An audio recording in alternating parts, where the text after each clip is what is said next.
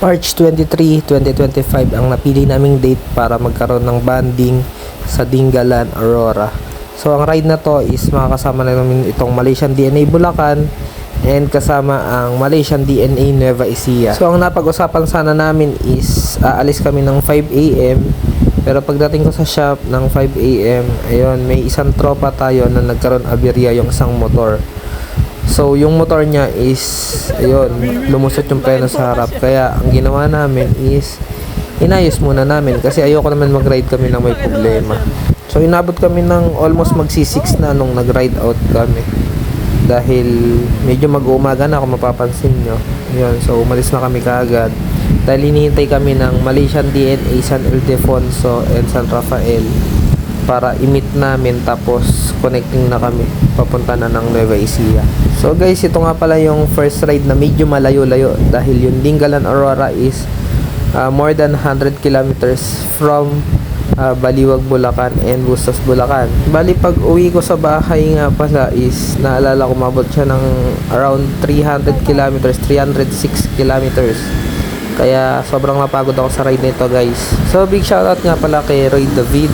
Ayan, admin yan ng Malaysian DNA, May Kawayan, tsaka Marilao. So yun nakaklik, so admin yan mga bossing. And another big shoutout nga pala dito sa tropa nating naka Raider. So napakababa ng Raider ni bossing with back ride, pero nakikipaghatawan sa amin yan. Pati dito sa sniper na kasama natin, sobrang baba din yan mga boss, pero nasa pag-iingat nga lang din talaga. So yan mga bossing, kung makikita nyo naman nung una is sobrang chill ride lang kami kasi sa tingin naman namin is maaga-aga pa. Kaso dito sa bypass mga bossing nagkaroon kami ng aberya. Yung tropa nating si Vincent is nagka-aberya yung Novo niya. Dahil dito sa part ng bypass na to, may mga Toblerone dito mga bossing, malalaking reflector. So nadali yung motor ni bossing. Ayun, nagka-smile lang kanyang motor, pero ayun, sabi niya lagyan na lang daw ng interior, tas laban na ulit. Sobrang napabilib ako ng tropa sa tapang niya. Yan, sa paninindigan, nasasama pa rin daw siya sa ride. Lagyan lang ng interior. Tara na mga boss, dandan lang tayo Tayo na tayo ng manok. So mga bossing, yung nasa video na yon is si Leo, admin naman ng San Rafael and San Ildefonso. So dahil tinanghali na kami, nagpagasolina lang kami, tapos ride na ulit kagad para hindi kami masyadong mainitan. So syempre mandatory selfie dito sa arko ng San Miguel, Bulacan. Tapos pamaya-maya pa, so dumating na kami sa Gapan, Nueva Ecija. Pagdating naman sa gasolinahan mga boss, papunta na yan ng Gapan, Nueva Ecija. So pinag-CR muna namin yung mga babae.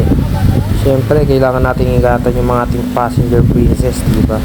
Bukod sa iniingatan natin magka-UTI sila, syempre ingatan din natin silang magutom, kaya dapat laging food trip. At dahil mainit ang panahon, rumekta na kagad kami dito sa Dingalan, Aurora. So syempre, mandatory picture. Yan, so kasama namin ang Malaysian DNA Nueva Ecija. Yan, and ang Bulacan. Tapos nag-selfie din kami dito sa famous na street ng Nueva Ecija. So guys, kailangan nga pala namin tumawid dito sa maliit na ilog para makapunta dun sa aming pupuntahang cottage.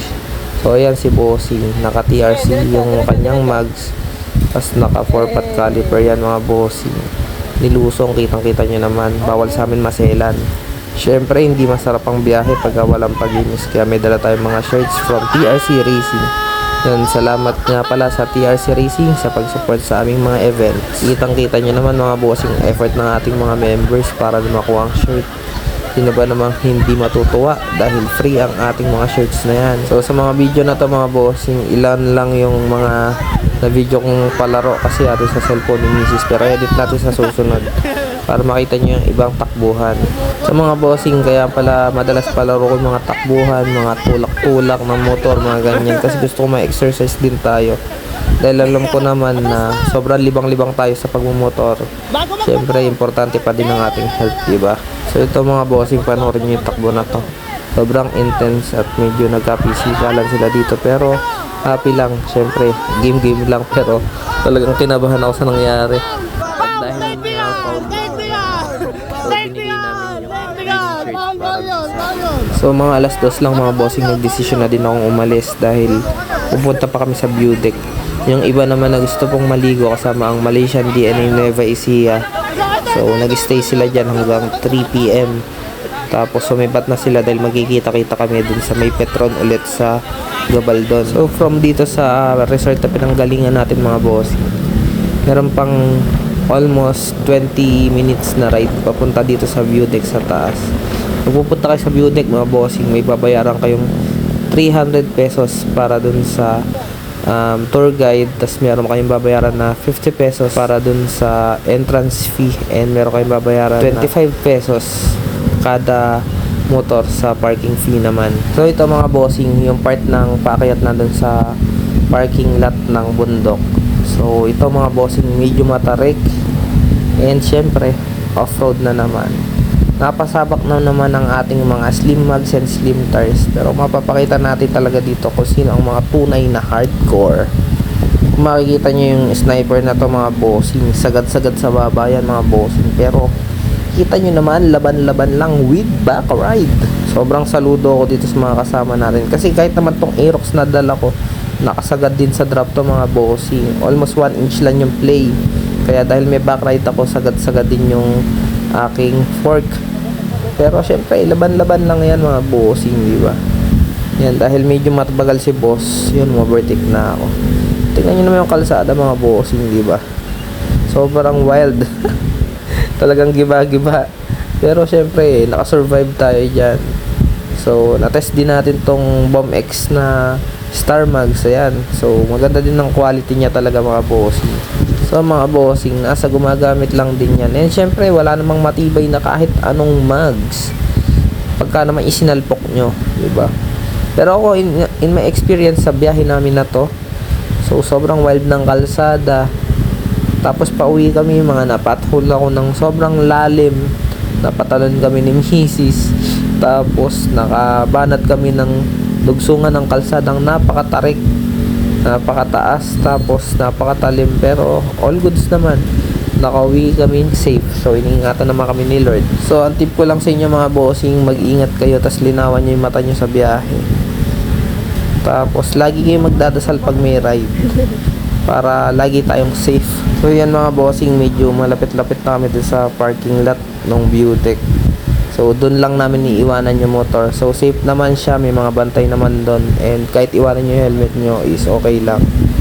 So yan mga bossing, nandito na kami sa view deck. So dito lang namin ipapark yung mga motor and iiwanan ng mga helmet. Hiking pala ang trip. Hiking pala ang trip.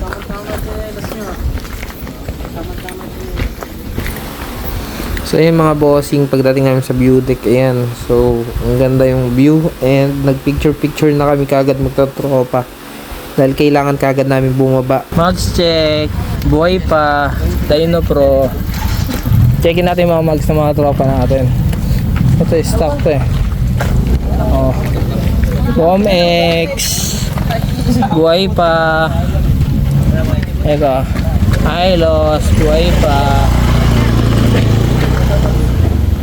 Oh, mags check. Spokes. Racing Boy. Ito. Bomex, Star Mags.